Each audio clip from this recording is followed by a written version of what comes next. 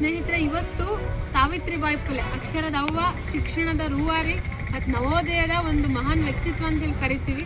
ಅವರ ದಿನಾಚರಣೆಯನ್ನು ಹಾಸನದ ವಿವಿಧೆಡೆ ನಾವು ಆಚರಣೆ ಮಾಡಿದ್ದೀವಿ. ಇವತ್ತು ನಮ್ಮ ಇಂಪಾರ್ಟೆಂಟು ನಾವು ಈ ದಿನನ ಆಚರಣೆ ಮಾಡಿದ್ದೇನೆ.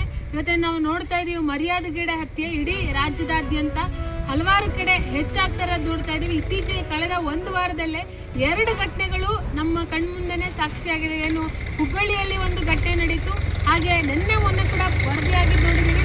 ಬೆಂಗಳೂರಿನ ದೇವನಹಳ್ಳಿಯಲ್ಲೂ ಕೂಡ ಅದೇ ರೀತಿ ಒಂದು ಮರ್ಯಾದೆಗೇಡು ಹತ್ಯೆ ವರದಿಯಾಗಿದೆ. ಇಲ್ಲಿ ಈ ಮರ್ಯಾದೆಗೇಡು ಹತ್ಯೆಗಳು ಕೊನೆ ಆಗಬೇಕು. ಇವತ್ತು ಮಾನವೀಯತೆ ಎತ್ತಿ ಹಿಡಿಯೋಕ್ಕಾಗಬೇಕು. ಈ ಏನು ಸಮಾಜದಲ್ಲಿ ಈ ರೀತಿ ಒಂದು ಪಿಡುಗುಗಳು ಇನ್ನೂ ಉಳ್ಕೊಂಡಿದೆ, ಇನ್ನು ಜನರ ಮನಸ್ಸಿನಲ್ಲಿ ಇವತ್ತು ಉಳ್ಕೊಂಡಿದೆ. ಈ ಜಾತಿ ಧರ್ಮದಿಂದ ಹೊರ ಬರೋಕ್ಕಾಗಬೇಕು, ಮಾನವೀಯತೆನೇ ಎತ್ತಿಡಿಯೋಕ್ಕಾಗಬೇಕು. ಆವಾಗ ಮಾತ್ರ ಈ ರೀತಿ ಮರ್ಯಾದೆಗೇಡು ಹತ್ಯೆಗಳು ಕೊನೆಯಾಗಕ್ಕೆ ಸಾಧ್ಯ. ಹಾಗಾಗಿ ಇವತ್ತು ಪ್ರತಿರೋಧ ದಿನವನ್ನು ಇಡೀ ರಾಜ್ಯದಾದ್ಯಂತ ನಾವು ಸಾವಿತ್ರಿಬಾಯಿ ಫುಲೆ ಜನ್ಮದಿನದ ಹಿನ್ನೆಲೆಯಲ್ಲಿ ಆಚರಣೆ ಮಾಡಿದ್ದೀವಿ. ಜನಗಳಲ್ಲಿ ಈ ಥರದೊಂದು ಅರಿವು ಮೂಡಬೇಕಂತ ಹೇಳಿ ಕೆಲಸ ಮಾಡ್ತಾ ಇದ್ದೀವಿ. ಅದ್ರ ಜೊತೆಗೆ ಸಾವಿತ್ರಿಬಾಯಿ ಫುಲೆ ಕೂಡ ಏನು ಶಿಕ್ಷಣ ಉಳಿಬೇಕಂತ ಹೇಳಿ ಕೆಲಸ ಮಾಡಿದ್ರು. ಶಿಕ್ಷಣ ಪ್ರತಿಯೊಬ್ಬರಿಗೂ ಸಿಗಬೇಕು ಅಂತ ಹೇಳಿ ಶಾಲೆಯನ್ನು ತೆರೆದಿದ್ರು. ಇವತ್ತು ಅವರ ಆಶಯಕ್ಕೆ ವಿರುದ್ಧವಾಗಿ ಸರ್ಕಾರ ಶಾಲೆಗಳು ಮುಚ್ಚೋದನ್ನು ನಾವು ನೋಡ್ತಾ ಇದ್ದೀವಿ. KPS ಮ್ಯಾಗ್ನೆಟ್ ಅನ್ನೋ ಹೆಸರಲ್ಲಿ ಏನು ಸರ್ಕಾರಿ ಶಾಲೆಗಳನ್ನ 40,000ಕ್ಕೂ ಸರ್ಕಾರಿ ಶಾಲೆಗಳನ್ನ ಮುಚ್ಚಕ್ಕೆ ಕೊಡ್ತಾ ಇದೆ.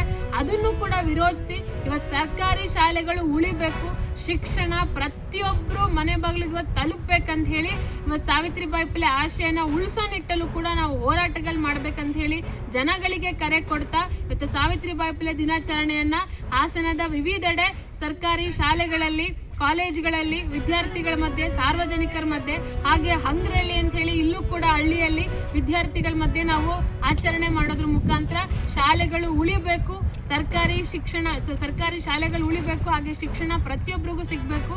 ಈ ಮರ್ಯಾದೆಗೇಡು ಹತ್ಯೆಗಳು ಕೊನೆ ಆಗ್ಬೇಕಂತ ಹೇಳಿ ನಾವು ಕರೆ ಕೊಟ್ಟಿದ್ದೀವಿ.